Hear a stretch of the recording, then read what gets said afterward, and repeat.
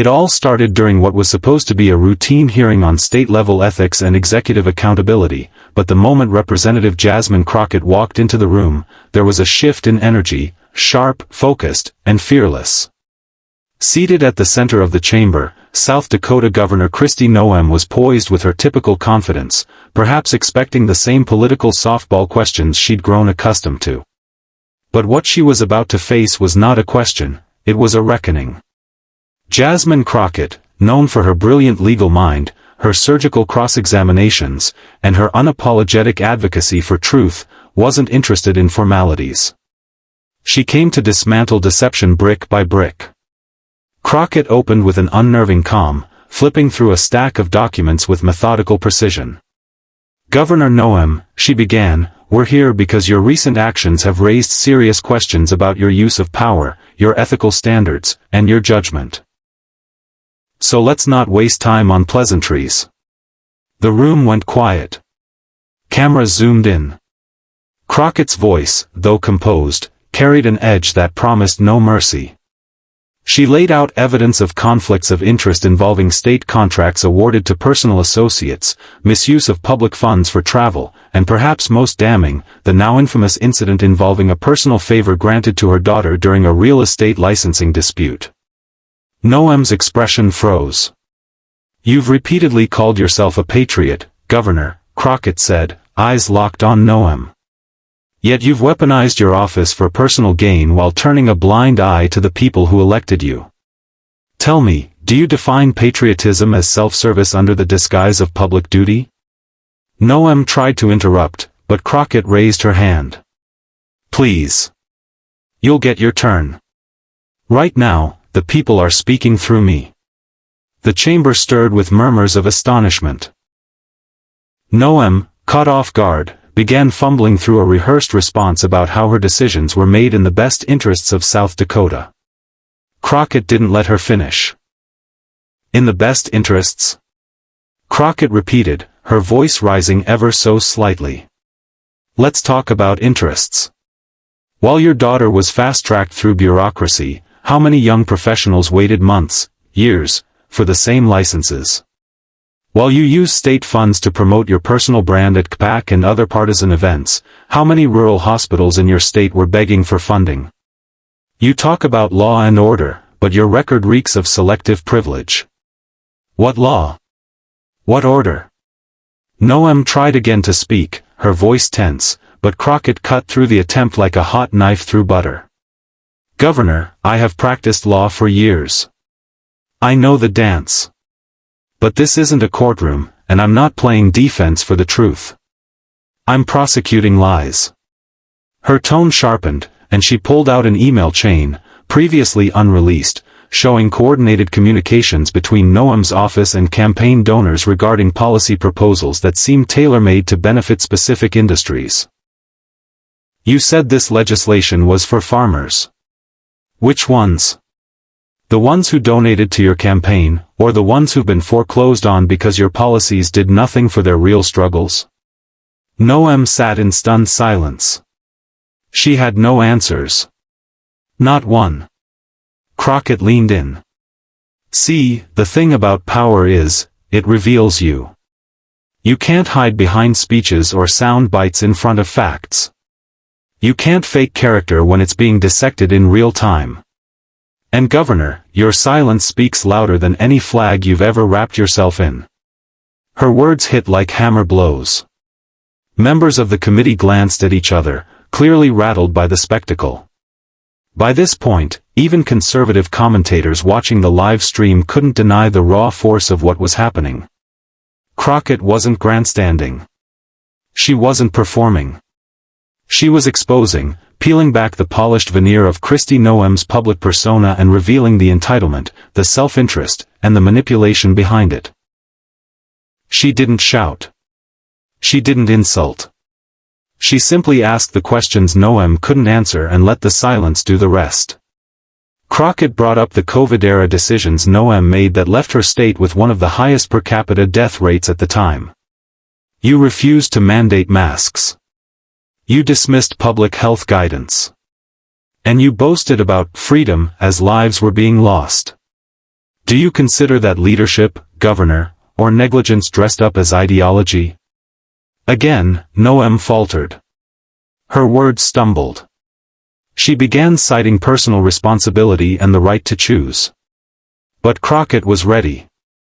And yet when it came to your family, you chose government intervention. You chose to interfere. So you believe in government action, when it benefits you. That's not freedom. That's favoritism. There was no applause. There didn't need to be. The power of the moment was in the truth, not the theater. Crockett closed her folder slowly, looked up, and delivered the final blow. History will remember T. This exchange not as a political clash, but as a moment when accountability walked into the room and entitlement couldn't withstand it. She stood, composed and unshaken, and exited the chamber, leaving Kristi Noem staring into a void where her defenses once stood. In the days that followed, clips of the confrontation went viral. Even seasoned political analysts said it was one of the most lacerating cross-examinations in modern American politics. Kristi Noem, once considered a rising star in the GOP, faced an avalanche of scrutiny. Editorials across the country praised Crockett's poise, intelligence, and moral clarity. Some called it brutal. Others called it necessary. But one thing was undeniable: Kristi Noem could not respond, because when truth meets privilege, silence is the only thing left. You repeatedly call yourself a patriot, Governor Noem, but patriotism is not about photo ops and buzzwords, it's about service, sacrifice, and standards, Jasmine Crockett said as she locked eyes with the embattled South Dakota governor. Her voice was steady, her demeanor firm, yet her words cut sharper than any blade. So help me understand how awarding political favors to your family, misusing state resources for personal promotions, and pushing legislation that directly benefits your campaign donors serves the people of South Dakota. Noem sat still, attempting to maintain her poise, but the tremble in her hands and tightening jaw betrayed her. Crockett continued, her tone intensifying just enough to command every ear in the room.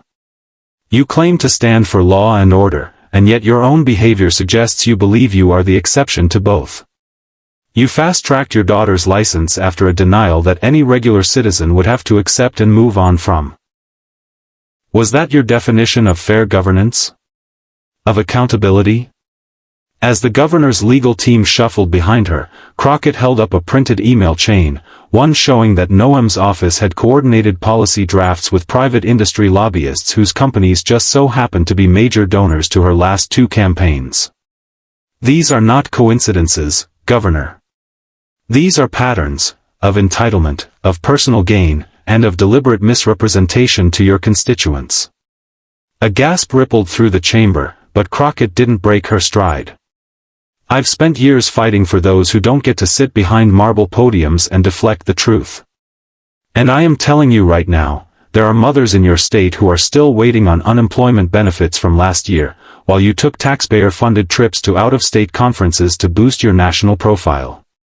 Noem blinked, her mouth tightening as if to speak, but Crockett held up her hand. No. You've had your time to speak. This moment belongs to the truth. Cameras clicked as Crockett walked to the end of the table, documents in hand, and dropped them gently before the panel. Here are the contracts, signed by your administration, granting emergency funds to companies with no track record, no history, no infrastructure, and no credibility other than their ties to your campaign. This isn't governance, Governor. This is grift. For a full 10 seconds, the chamber fell into a tense silence, the kind that only arrives when everyone realizes they've just witnessed the unraveling of a public figure's polished illusion. You've told America you're a fighter. But who exactly have you been fighting for? Because it hasn't been the teachers in your underfunded schools. It hasn't been the farmers whose land is being bought up by corporations with loophole legislation you signed. And it hasn't been the rural hospitals that keep closing while your administration spends money on promotional ads for your leadership record. Her voice softened but became no less sharp. Leadership isn't about slogans, Governor. It's about who suffers under your silence, who is elevated by your advocacy, and who pays the price when your choices serve power over people. And in your case, the people of South Dakota have paid a high price. Noem looked away briefly, trying to mask her discomfort, but it was too late. The cameras had caught the moment her confidence cracked. Crockett's eyes didn't leave her. Do you have any idea what real accountability looks like? It's not a press conference or a carefully rehearsed speech. It's this. Right now. Facing the questions you thought no one would dare ask. As Crockett stepped back to her seat, her final words landed like a gavel strike. Let the record show that when truth knocked, the governor of South Dakota had no answer. And let history remember that the people demanded more than silence. They demanded integrity, and they found a voice willing to ask the questions that power tried to silence. The chamber stayed hushed even as the session adjourned, because everyone understood something profound had happened.